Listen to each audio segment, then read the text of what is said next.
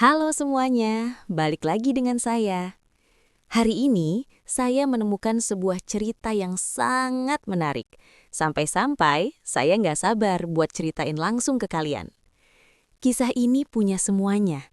Ada sedihnya, ada bahagianya, dan yang pasti, ada pelajaran berharga di dalamnya. Jadi, siapkan cemilan kalian, dan mari kita mulai pembahasannya. Sebelum kita masuk ke ceritanya, aku ajak kalian absen dulu dong. Yuk dukung channel ini dengan cara tekan tombol like dan subscribe sekarang juga. Terus ramaikan kolom komentar di bawah ya. Tulis nama, asal kota, dan ketik hadir. Aku pengen tahu nih, sahabat paling jauh dari kota mana aja? Keluarga adalah surga terkecil yang kita bangun di dunia. Suara Hamdan bergema, lembut namun berwibawa melalui pengeras suara. Seorang suami adalah pelindung, nahkoda yang harus membawa makmumnya menuju ridho ilahi. Perlakukanlah istrimu selembut sutra, karena ia adalah tulang rusuk yang rapuh, amanah yang akan dipertanggungjawabkan di hadapan Allah. Di barisan depan saf wanita, Alia 32 tahun menunduk dalam. Cadar hitam yang ia kenakan menutupi bibirnya yang pecah dan sedikit membengkak. Di balik gamis longgarnya, sebuah lebam membiru di lengan atasnya terasa berdenyut nyeri setiap kali ia bergerak. Alia memejamkan mata. Setiap ayat yang dikutip suaminya terasa seperti sembilu yang menyayat batinnya. Ia merasa seperti hidup dalam dua dimensi yang berbeda. Satu dimensi di mana suaminya adalah wali Allah, dan dimensi lain di mana suaminya adalah sosok yang paling ia takuti di muka bumi. Di dalam mobil perjalanan pulang, pukul 20 malam, suasana hening mencekam. Hamdan yang tadi tersenyum ramah pada jemaat, kini menatap lurus ke jalanan dengan rahang yang mengeras. Kehangatan di wajahnya luruh, digantikan oleh aura dingin yang menyesakan. Tadi saat bersalaman dengan istri pengurus yayasan, kenapa kamu terlihat enggan tersenyum? Hamdan membuka suara, nadanya datar namun penuh ancaman. Aku hanya merasa kurang enak badan, Mas. Kepalaku sangat pusing sejak sore. Jawab Alia pelan, jemarinya meremas tas tangan di pangkuannya. Jangan mempermalukanku dengan wajah murungmu itu, Alia, desis Hamdan. Kamu adalah representasi dari dakwahku. Jika jemaat melihatmu tidak bahagia, mereka akan mempertanyakan kemampuanku memimpin rumah tangga. Kamu ingin merusak reputasi yang aku bangun belasan tahun? Di dalam kamar tidur utama, pukul 22.30 malam. Pintu tertutup dan terkunci. Begitu masuk, Hamdan melempar kunci mobilnya ke atas meja rias dengan kasar. Suara dentingannya memecah sunyi. Aku bicara padamu. Hamdan mencengkram dagu Alia, memaksa istrinya menatap matanya yang kini dipenuhi kilat amarah yang gelap. Satu senyuman haja. Apakah sesulit itu untuk taat pada suamimu? Tolong, Mas, sakit. Alia merintih saat cengkraman itu menguat. Plak. Satu tamparan mendarat di pipi Alia yang tidak tertutup cadar, membuat kepalanya terhentak ke samping. Alia jatuh terduduk di pinggir ranjang, menahan isak tangis agar tidak terdengar oleh asisten rumah tangga di lantai bawah. Jangan menangis, suaramu bisa memancing fitnah, bentak Hamdan. Ia kemudian berlutut di depan Alia, suaranya berubah menjadi bisikan yang lebih mengerikan, sebuah gaslighting religius. Ingat Alia, di luar sana ribuan orang menganggapku orang suci. Jika mereka tahu kamu adalah istri yang membangkang, mereka akan membencimu. Kamu ingin berdosa karena menghalangi jalan dakwah. Hamdan kemudian berdiri, merapikan jubahnya yang sedikit berantakan, lalu berjalan ke sudut kamar untuk membentangkan sajadah. Ia mulai mengangkat tangan, bertakbir memulai sholat malam dengan suara yang terdengar sangat syahdu dan tulus. Alia meringkuk di lantai kayu yang dingin, menatap punggung suaminya yang tengah bersujud dengan khusyuk. Ia merasa hancur. Ia terjepit di antara pria yang sedang bersujud itu, yang diagungkan sebagai pahlawan agama, dan monster yang baru saja menamparnya di ruangan yang sama. Suasana perlahan menggeser lengan gamisnya, memperlihatkan sisa lebam yang kini berwarna kuning kehijauan. Ia juga membuka cadarnya, menunjukkan bekas merah yang belum hilang sepenuhnya di sudut bibirnya. Ibu, Mas Hamdan, dia memukulku lagi semalam, bisik Alia. Suaranya pecah. Air mata yang ia tahan sejak semalam akhirnya luruh. Ibu Fatimah terhenti. Ia menatap luka itu sejenak. Wajahnya menunjukkan rasa kasihan yang kilat. Namun dengan cepat ia membuang muka dan kembali melipat mukena. Istighfar Alia, istighfar, ujar ibunya datar. Jangan bicara sembarangan. Hamdan itu orang alim. Mungkin kamu yang kurang cekatan melayaninya sampai dia hilaf. Hilaf tidak terjadi berkali-kali, Bu. Ini sudah tahun ketiga. Aku takut, Bu. Aku takut suatu hari nanti aku tidak bangun lagi karena pukulannya. Ibu Fatimah mendekat. memegang tangan Alia. Namun bukan untuk menguatkan, melainkan untuk memperingatkan. Dengarkan ibu, suamimu itu tokoh besar. Seluruh kota ini menghormatinya. Kalau kamu melapor atau minta cerai, apa kata orang? Nama keluarga kita akan hancur. Ayahmu sedang sakit jantung. Kamu mau dia kambuh karena mendengar anaknya jadi janda karena skandal kekerasan Ustadz Kondang. Jadi aku harus diam sampai aku mati, Bu. Sabar adalah kuncinya, nak. Seorang istri yang sabar menghadapi tabiat suaminya adalah ahli surga. Pungkas ibunya. Tutuplah aib suamimu, maka Allah akan menutup aibmu. Pakai kosmetik yang tebal. Jangan sampai jamaahnya melihat. Suasana. Ruang kerja Hamdan di rumah. Sore hari. Hamdan sedang duduk di balik meja kayu jati besarnya. Dikelilingi ribuan kitab. Ia sedang mengetik naskah untuk buku terbarunya, yang berjudul Keluarga Sakinah. Pintu terbuka. Alia masuk dengan langkah gontai. Hamdan tidak mendongak. Namun suaranya langsung menyambar. Kamu ke rumah ibumu tadi pagi tanpa izin dariku? Tanya Hamdan dingin. Alia tersentak. Aku hanya rindu, Mas. Hamdan berdiri. Berjalan pelan mengitari meja. Lalu berhenti tepat di depan Alia. Ia mengelus pipi Alia yang lebam dengan jari telunjuknya. Gerakannya lambat. Hampir seperti sebuah belayan. Namun terasa sangat mengancam. Aku tahu apa yang kamu lakukan di sana, Alia. Aku punya mata di mana-mana. Bisik Hamdan. Apa kamu menceritakan hal yang tidak-tidak? Apa kamu mencoba menghasut ibumu agar membenciku? Aku hanya butuh tempat bersandar, Mas. Tempat bersandarmu adalah Allah, bukan manusia. Hamdan mencengkram bahu Alia hingga Alia merintih. Ingat ini baik-baik. Jika kamu berani bicara satu kata saja pada orang luar, siapapun itu, aku tidak akan ragu untuk mengatakan pada dunia bahwa kamu tidak stabil secara mental. Aku pemuka agama, Alia. Kata-kataku adalah hukum. Siapa yang akan percaya pada pengaduan seorang wanita yang sakit jiwa melawan seorang ustadz yang bersih? Hamdan melepaskan cengkramannya, lalu memberikan sebuah kotak kecil berisi krim wajah mahal. Pakai ini. Hilangkan bekas itu. Besok ada syuting video dakwah untuk YouTube di taman. Aku ingin kamu terlihat sebagai istri yang paling dicintai di dunia. Alia memegang kotak krim itu dengan tangan gemetar. Ia menyadari satu kenyataan pahit. Ia tidak hanya dipenjara oleh dinding rumah, tapi juga dipenjara oleh reputasi suaminya dan ketakutan keluarganya sendiri. Alia, maafkan aku, bisik Hamdan. Suaranya bergetar, terdengar sangat tulus. Alia menjauhkan tubuhnya, namun Hamdan segera meraih tangannya dan menciumnya berkali-kali. Hamdan kemudian bersujud di lantai di samping tempat tidur Alia. Aku hanyalah manusia biasa yang penuh noda, Alia. Setan telah merasukiku tadi sore. Aku sangat mencintaimu. Tapi terkadang, beban dakwah ini, tekanan dari jemaat, membuatku kehilangan kendali diri. Ishak Hamdan. Inilah yang disebut Alia sebagai ritual permintaan maaf. Setiap kali setelah melakukan kekerasan, Hamdan akan berubah menjadi sosok yang sangat rapuh, sangat religius, dan seolah-olah dialah korban yang sedang berjuang melawan godaan setan. Mas, kamu menyakitiku. Suara Alia lirih. Aku tahu, sayang. Aku tahu. Hamdan bangkit dan memeluk Alia dengan lembut. Pelukan yang dulu sangat Alia sukai, namun kini terasa seperti lilitan ular. Malam ini, ayo kita bangun. Kita sholat taubat bersama. Aku ingin kamu mengimami doaku, memohonkan ampun untuk suamimu yang berdosa ini. Jika istriku memaafkan, maka Allah akan mengampuni. Di bawah cahaya lampu tidur yang temeram, mereka berdua bersujud berdampingan. Hamdan berdoa dengan suara sangat merdu, mengutip ayat-ayat tentang kasih sayang dan ampunan. Alia menangis, namun bukan karena tersentuh, melainkan karena lelah secara mental. Hamdan kemudian menatap mata Alia setelah salam.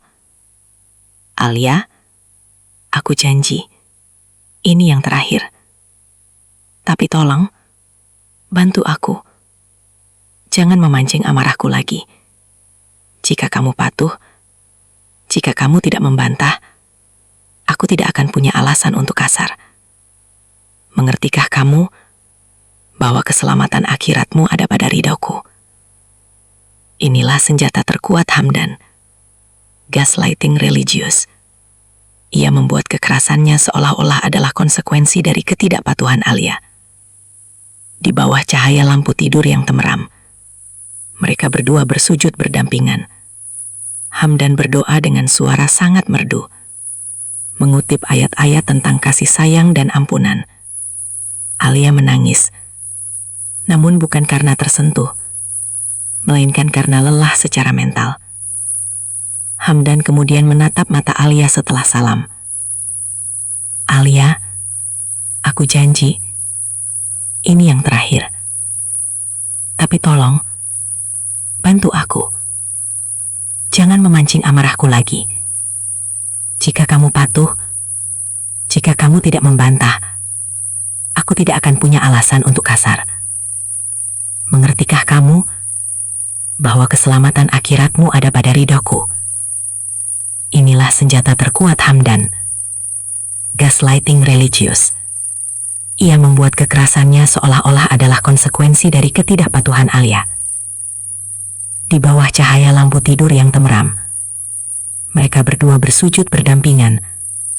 Hamdan berdoa dengan suara sangat merdu, mengutip ayat-ayat tentang kasih sayang dan ampunan. Alia menangis, namun bukan karena tersentuh, melainkan karena lelah secara mental.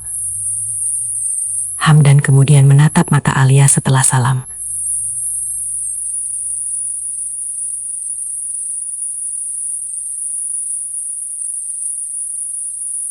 Suasana sudah lama tahu. Ia mendengar suara tamparan, ia mendengar rintihan Alia di tengah malam. Dan ia melihat bagaimana Alia selalu mengenakan cadar atau riasan tebal bahkan di dalam rumah. Namun ia hanyalah seorang janda miskin yang butuh pekerjaan. Baginya Hamdan adalah tuan yang dermawan tapi menakutkan. Tiba-tiba, saat Mbokna sedang merapikan gamis Alia yang akan dicuci, sebuah benda kecil jatuh dari saku tersembunyi. Sebuah voice recorder hitam kecil. Mbokna memungutnya dengan bingung. Ia tidak sengaja menekan tombol play. Suara Hamdan di rekaman, "Jika kamu berani bicara satu kata saja pada orang luar, aku tidak akan ragu untuk mengatakan pada dunia bahwa kamu tidak stabil secara mental.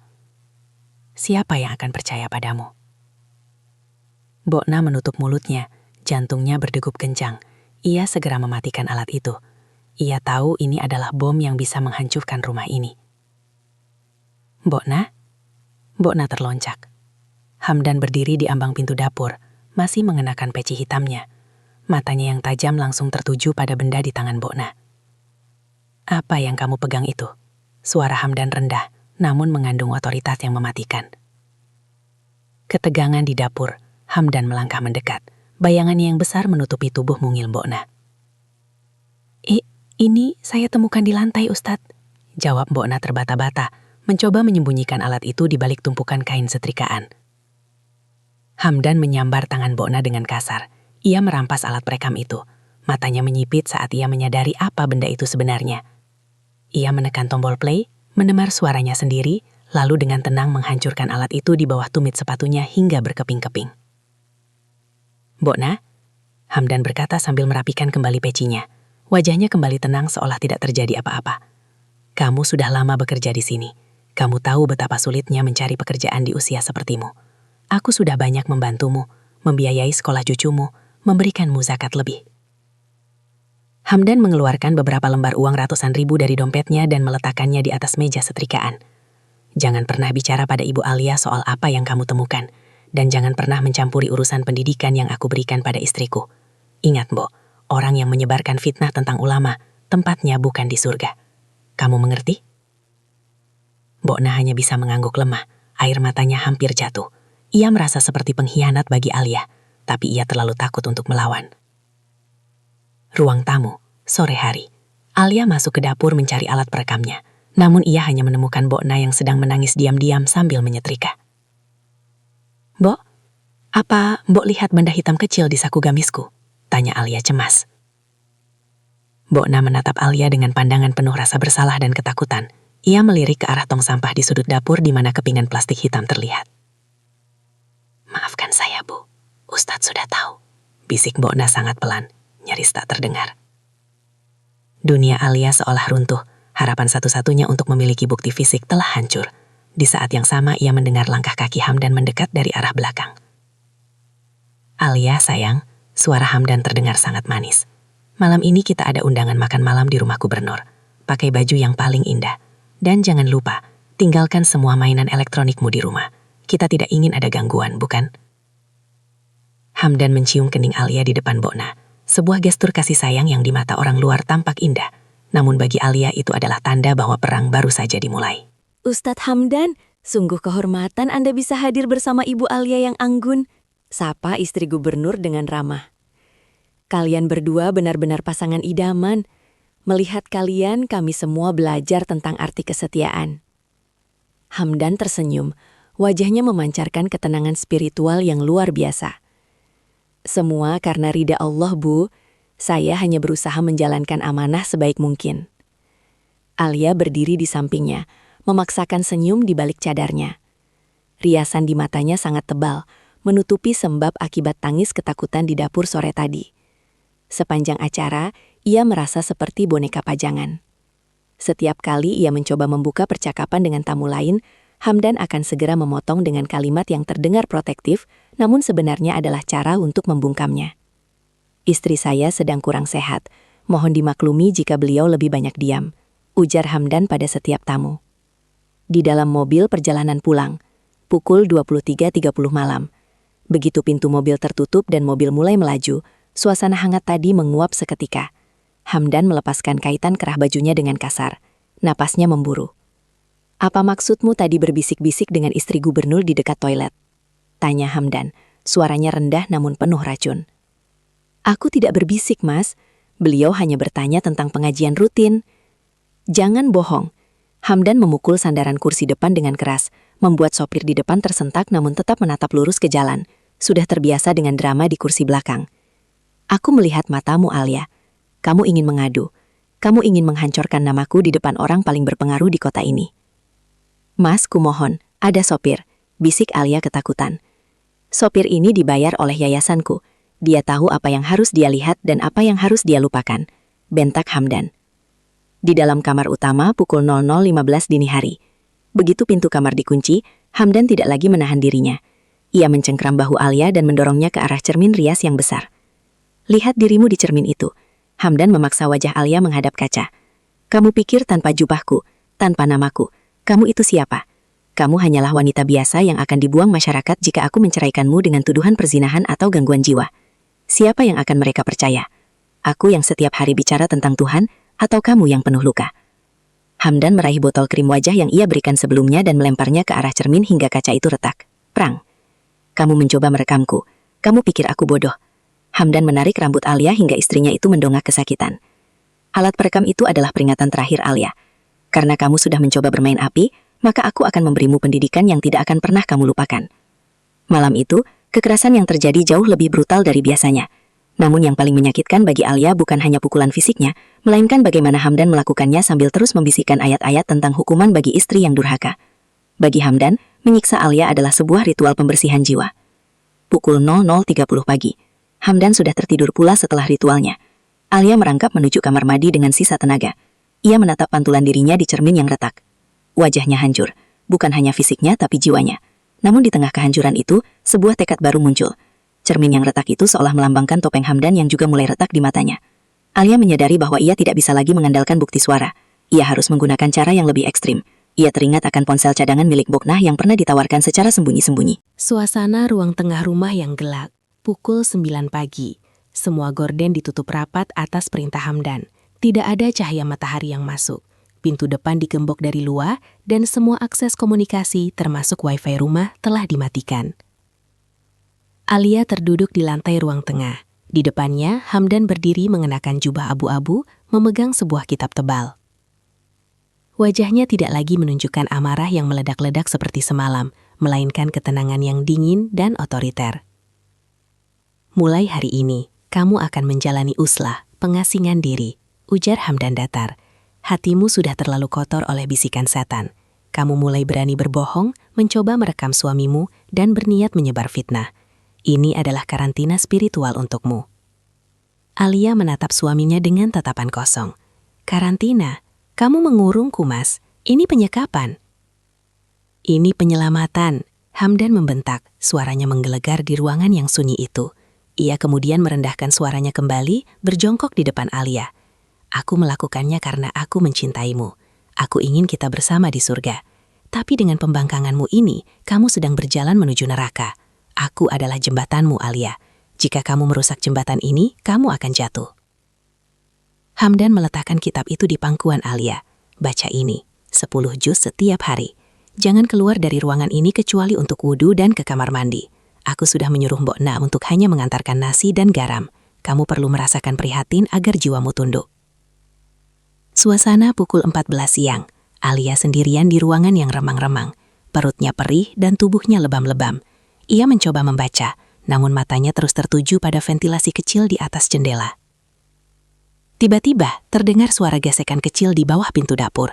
Sebuah ponsel jadul, tipe lama yang tebal dan hanya memiliki layar monokrom, terselip masuk.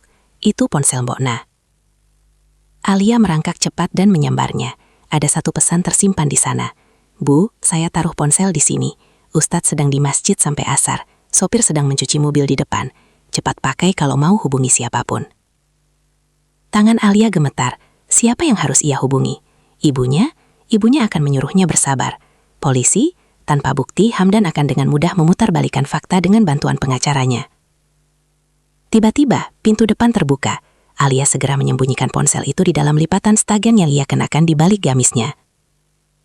Hamdan masuk membawa sebuah kamera mirrorless dan lampu ring light. Ayo berdiri, perintah Hamdan. Kita harus membuat video klarifikasi. Ada beberapa jemaat yang mulai bertanya kenapa kamu tidak terlihat di pengajian pagi ini. Kita akan bilang bahwa kamu sedang melakukan iktikaf atas kemauan sendiri. Proses rekaman. Hamdan memasang wajah paling teduh. Ia merangkul Alia yang tampak sangat lemah. Alhamdulillah, istri saya saat ini sedang fokus mendekatkan diri pada Allah, ujar Hamdan ke arah kamera. Beliau memilih untuk mematikan ponsel dan tidak keluar rumah demi kekhusyuan. Mohon doanya dari jemaat semua agar keluarga kami tetap dalam lindungannya. Hamdan mencium kening Alia di depan kamera. Benar kan sayang? Ini pilihanmu sendiri, bukan? Hamdan mencubit pinggang Alia dengan sangat keras, di titik yang tidak terlihat kamera. Alia meringis menahan sakit yang luar biasa. Iya, ini pilihanku. Suara Alia terdengar parau dan nyaris hilang. Setelah kamera mati, Hamdan tersenyum puas. Bagus, kamu mulai mengerti perannya. Jika kamu terus begini, mungkin karantinamu akan lebih cepat selesai. Hamdan keluar untuk mengunggah video itu, mengunci pintu kembali. Alia merasot di balik pintu. Ia mengeluarkan ponsel Mbok Na. Ia menyadari bahwa ia tidak butuh menelpon keluarga. Ia butuh seseorang yang tidak memandang Hamdan sebagai ustadz, melainkan sebagai subjek hukum. Alia mulai mengetik nomor yang ia ingat dari sebuah kartu nama yang pernah ia temukan di tas tamu gubernur tempo hari. LBH, Lembaga Bantuan Hukum Perlindungan Perempuan. Suasana ruang tengah yang gelap. Pukul 22 malam. Suasana rumah terasa sangat sunyi. Namun udara seolah bermuatan listrik. Hamdan baru saja pulang dari ceramah akbar. Ia tidak langsung masuk ke kamar, melainkan berdiri di tengah ruangan sambil memainkan sebuah benda di tangannya. Benda itu adalah ponsel jadul milik Mbok Nah yang tertinggal di bawah sofa saat Alia terburu-buru menyembunyikannya. Hamdan menatap layar ponsel itu. Matanya merah, bukan karena lelah, tapi karena murka yang murni. Ia melihat satu pesan keluar yang belum sempat dihapus ke nomor LBH perempuan. Alia, keluar kamu. Suara Hamdan sangat tenang, namun ketenangan itu lebih menakutkan daripada teriakan manapun. Alia keluar dari kamar dengan tubuh gemetar. Begitu melihat ponsel itu di tangan Hamdan, kakinya terasa lemas. Ia tahu, malam ini tidak akan ada lagi ritual permintaan maaf. Kamu menghubungi orang luar? Kamu mengundang orang-orang kafir itu untuk mencampuri urusan rumah tangga kita? Hamdan melangkah maju. Setiap hentakan kakinya bergema di lantai kayu. Kamu ingin menghancurkan dakwahku? Kamu ingin membakar mimbar yang aku bangun dengan darah dan air mata? Bukan kamu yang membangunnya, Mas. Kamu membangunnya dengan penderitaanku. Alia berteriak. Sebuah keberanian yang lahir dari keputusasaan.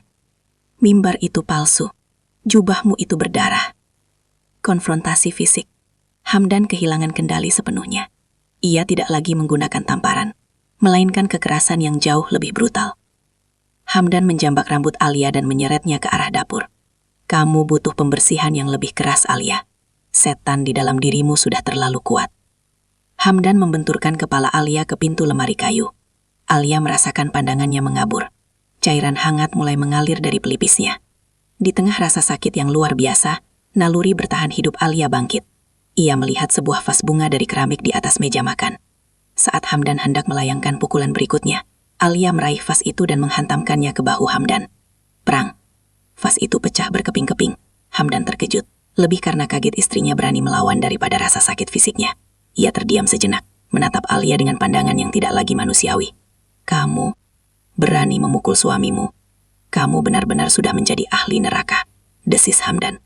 Ia meraih leher Alia dengan kedua tangannya, menekannya ke tembok, dan mulai mencekik.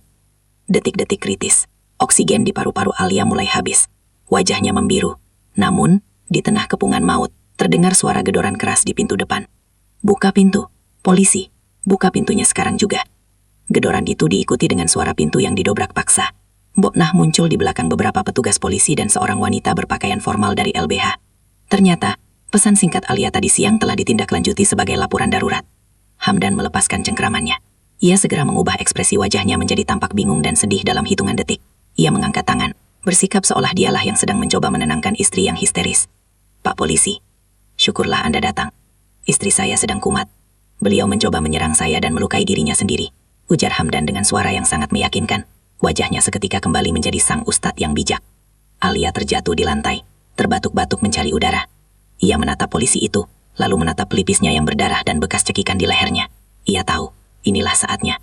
Jika ia diam sekarang, ia tidak akan pernah punya kesempatan lagi. Jangan percaya. Lihat leherku. Lihat cermin yang dia pecahkan. Bisik Alia parau. Kita sudah mengajukan visum dan laporan resmi Alia, ujar Bu Sarah lembut. Tapi kamu harus siap. Hamdan bukan orang biasa. Dia punya tentara yang tidak butuh logika untuk membelanya. Alia mengangguk lemah. Aku hanya ingin ini berakhir, Bu. Aku tidak ingin menghancurkan siapapun, aku hanya ingin hidup. Tiba-tiba, suara riuh terdengar dari luar gerbang rumah aman. Suara takbir dan gema sholawat yang biasanya menyejukkan, kini terdengar seperti genderang perang. Alia gemetar. Ia mengenali suara-suara itu. Itu adalah suara para jamaat fanatik Hamdan. Di depan gerbang rumah aman, ratusan pria berpakaian putih-putih berkumpul, membawa spanduk bertuliskan, "Bebaskan istri Ustadz kami," dan LBH penculik muslimah.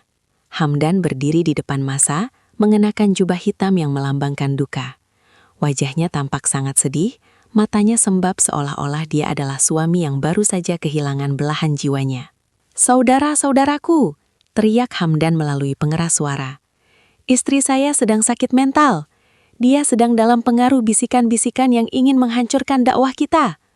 Mereka menculiknya dari rumahnya sendiri, dari perlindungan suaminya. Apakah kita akan diam melihat ulama kita dizolimi?" "Tidak!" teriak massa serempak. Di dalam rumah aman, Alia melihat pemandangan itu dari balik gorden. Ia melihat orang-orang yang biasanya ia beri senyuman di masjid, kini berteriak penuh kebencian ke arah tempat persembunyiannya. "Lihat itu, Bu," bisik Alia. "Mereka tidak melihat lukaku. Mereka hanya melihat jubah suamiku. Itu sebabnya kita butuh sesuatu yang lebih dari sekadar visum," kata Bu Sarah sambil mengeluarkan sebuah tablet. "Boknah memberikan ini padaku tadi." Dia sempat menyembunyikan kartu memori dari kamera mirrorless yang dipakai Hamdan untuk syuting video klarifikasi kemarin. Alia mengernyit. "Tapi itu kan video sandiwara kami. Hamdan lupa mematikan kamera setelah kamu bilang, 'Ini pilihanku.' Di rekaman itu, terekam jelas saat dia mencubitmu, saat dia mengancam akan membunuhmu jika kamu salah bicara, dan bagaimana dia tertawa mengejek setelah kamera mati." Bu Sarah tersenyum tipis. "Ini bukan lagi kata-katamu melawan kata-katanya. Ini adalah wajah aslinya yang dia rekam sendiri." Ketegangan memuncak. Massa mulai mencoba mendorong gerbang. Polisi yang berjaga mulai kewalahan. Hamdan mendekat ke gerbang, berteriak ke arah jendela tempat Alia berada. "Alia, pulanglah sayang. Pintu maafku selalu terbuka. Jangan biarkan orang-orang ini menyesatkanmu. Ingat ridho suami adalah jalan surgamu." Alia menatap tablet di tangannya, lalu menatap kerumunan di luar. Ia menyadari bahwa Hamdan sedang melakukan pertunjukan terakhirnya.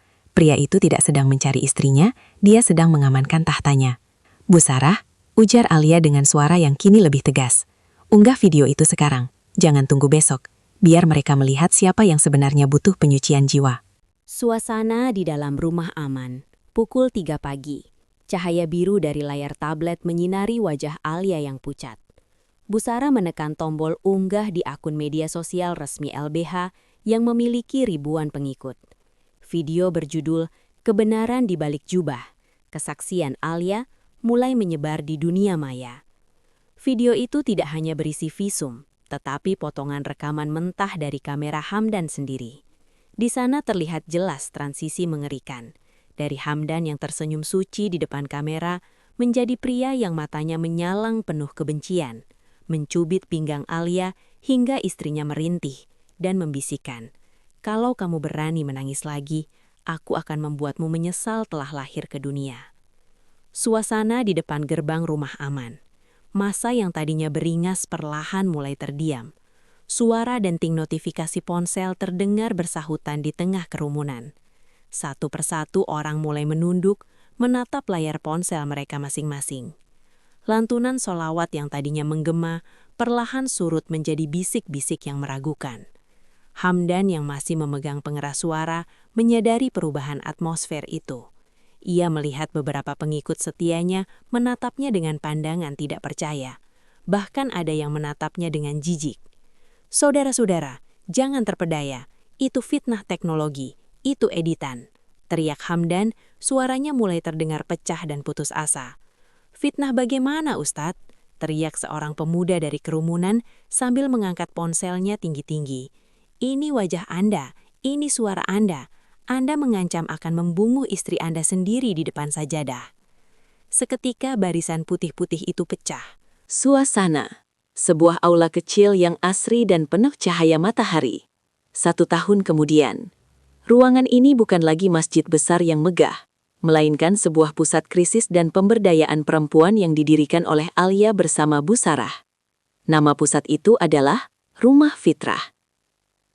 Alia 33 tahun berdiri di depan sekelompok wanita yang memiliki sorot mata yang sama dengannya dulu. Ketakutan, ragu, dan hancur.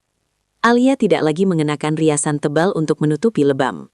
Luka di pelipisnya telah memudar menjadi bekas luka tipus yang ia biarkan ada, sebagai medali keberaniannya. Seringkali kita diajarkan bahwa sabar adalah diam dalam penderitaan. Suara Alia terdengar tenang namun bertenaga. Tapi saya belajar bahwa sabar yang sesungguhnya adalah berjuang mencari kebenaran.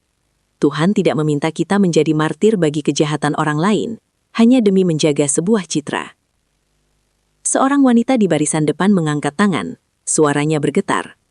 "Tapi Bu Alia, bagaimana jika orang-orang menganggap kita menghancurkan marwah agama karena melaporkan seorang pemuka agama?" Alia tersenyum teduh. "Agama itu suci, manusia tidak. Dengan mengungkap kebenaran, kita justru sedang menjaga kesucian agama dari orang-orang yang ingin menggunakannya sebagai tameng kejahatan. Kita tidak menghancurkan mimbar, kita sedang membersihkannya dari noda." Suasana. Lapas kelas 1. Pukul 14 siang. Di dalam sebuah sel yang sempit dan pengap, Hamdan duduk di atas lantai semen. Tidak ada lagi jubah sutra, tidak ada lagi sorban putih. Ia mengenakan seragam penjara berwarna biru kusam yang sudah pudar. Hamdan memegang sebuah Al-Quran kecil, namun matanya terus menatap jeruji besi. Setahun di penjara, tidak ada satupun tokoh pejabat atau jemaat fanatik yang datang menjenguknya. Ia telah menjadi paria. Namanya dihapus dari daftar ulama, bukunya ditarik dari pasaran, dan rekaman dakwahnya di YouTube kini dipenuhi dengan komentar peringatan tentang bahaya narsisme religius. Setiap kali ia mencoba memulai ceramah di depan narapidana lain, ia hanya mendapatkan ejekan. "Hei Ustadz, jangan ajari kami surga. Kalau istrimu sendiri kamu buat seperti di neraka," teriak salah satu narapidana. Hamdan menyadari bahwa hukuman terberatnya bukan jeruji besi, melainkan kehilangan penontonnya. Tanpa tatapan kagum dari ribuan orang, ia merasa dirinya bukan siapa-siapa. Ia adalah cermin yang pecah, yang tak akan pernah bisa memantulkan cahaya lagi. Suasana, halaman rumah Fitrah, sore hari yang damai. Alia berjalan keluar menuju taman. Boknah ada di sana, sedang menanam bunga matahari bersama beberapa staf lainnya. Bu Alia, ada surat dari pengadilan tentang penyitaan aset rumah lama untuk ganti rugi restitusi.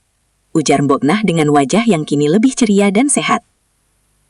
Gunakan semuanya untuk membangun asrama baru bagi anak-anak korban KDRT, Mbok. Jawab Alia mantap. Alia menatap ke arah langit yang mulai berwarna jingga. Ia menarik napas panjang, menghirup udara yang terasa begitu ringan di paru-parunya.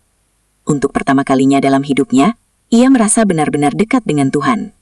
Bukan karena ia berada di samping pria yang pandai bicara tentang Tuhan, tapi karena ia telah berhasil menegakkan keadilan yang Tuhan perintahkan. Ia melepas cadarnya sejenak, membiarkan angin sore menyentuh wajahnya. Ia tidak lagi bersembunyi. Ia tidak lagi takut. Ia telah menemukan fitrahnya yang sesungguhnya, sebagai wanita yang berdaulat atas dirinya sendiri. Tamat. Oke, itu dia pembahasan kita hari ini. Gimana? Cukup bikin geleng-geleng kepala, kan? Saya harap kalian dapat sesuatu dari video ini, atau minimal bisa nemenin waktu luang kalian. Jangan lupa subscribe kalau kalian nggak mau ketinggalan cerita-cerita menarik berikutnya yang bakal saya bahas. Makasih udah mampir di channel ini. Sampai jumpa lagi di video berikutnya.